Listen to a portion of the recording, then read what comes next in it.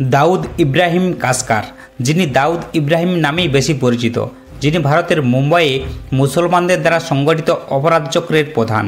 তার জন্ম 27শে ডিসেম্বর 1955। তার সিন্ডিকেটের নাম হল ডি কোম্পানি। তিনি সংগঠিত অপরাধের জন্য ইন্টারপোলের মোস্ট ওয়ান্টেড তালিকায় এবং মার্কিন সাময়িকী ফোর্বসের বিশ্বের শীর্ষ পলাতক অপরাধীদের 2011 তালিকায় তৃতীয় স্থানে রয়েছেন। 2008 সালেও তিনি ফোর্বসের তালিকায় চতুর্থ স্থানে ছিলেন।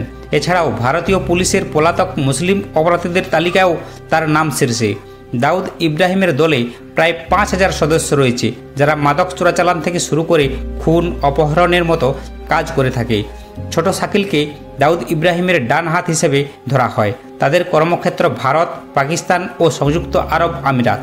1993 সালের 12 মার্চ মুম্বাই স্টক এক্সচেঞ্জে এক সিরিজ বোমা বিস্ফোরণে 355 জন লোক নিহত হয়। এর জন্যও দাউদ ইব্রাহিমকে অভিযুক্ত করা হয়।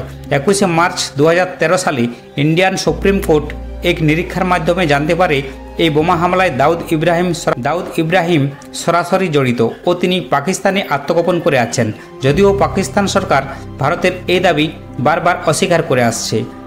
পুলিশের প্রধান কনস্টেবল ইব্রাহিম কাসকারের পুত্র দাউদ 1955 সালের 27শে ডিসেম্বর ভারতের মহারাষ্ট্রের কোনকান অঞ্চলের রত্নগিরি জেলার মামকা গ্রামে জন্মগ্রহণ করেন।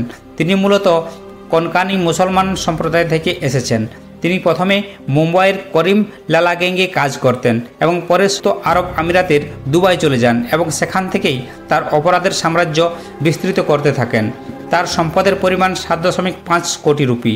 শিপিং, এয়ারলাইন্স ও অন্যান্য ক্ষেত্রে তার বিনিয়োগ আছে এবং ইউরোপ, এশিয়া ও আফ্রিকা জুড়ে ছড়িয়ে আছে তার ব্যবসার স্বার্থ। দাউদের মেয়ে মাহরুখ ইব্রাহিম পাকিস্তানের সাবেক ক্রিকেটার জাভেদ মিয়াঁদাদ এর ছেলেকে বিয়ে করেন। যুক্তরাজ্যে লেখাপড়ার সময় তাদের মধ্যে পরিচয় হয়। দাউদের 3 মেয়ে, যার মধ্যে একজন মারিয়া 1988 সালে মারা যায়। 2009 সালের 30শে মার্চ দাউদের ভাই নোরা ঘুমের মধ্যে মারা যায়। এছাড়া আরেক ভাই আনিস ইব্রাহিমও মুম্বাই হামলার অন্যতম আসামি। দাউদের থেকে 10 বছরের ছোট ভাই ইকবাল কাসকার মুম্বাইয়ে দাউদের ব্যবসা দেখাশোনা করে। ইকবাল 2003 থেকে 2007 সাল পর্যন্ত একটা হত্যা মামলায় 4 বছর জেল খেটেছেন। মীরা রোড, ভাইন্দর ও মুম্বাইয়ের মধ্যে রিয়েল এস্টেটে তার বিনিয়োগ আছে বলে শোনা যায়। দাউদের বোন 52 বছর বয়স্কা হাসিনা কাসকার 2003 সালে ইকবালের প্রত্যাবর্তনের আগ পর্যন্ত দাউদের সাম্রাজ্য চালিয়েছেন। দাউদ ইব্রাহিমের অপরাধ জীবনের ঘটনা নিয়ে বলিউডে কয়েকটি সিনেমাও নির্মাণ করা হয়েছে, যেমন black Friday, D, shootout at Lokhandwala, once upon a time in Mumbai.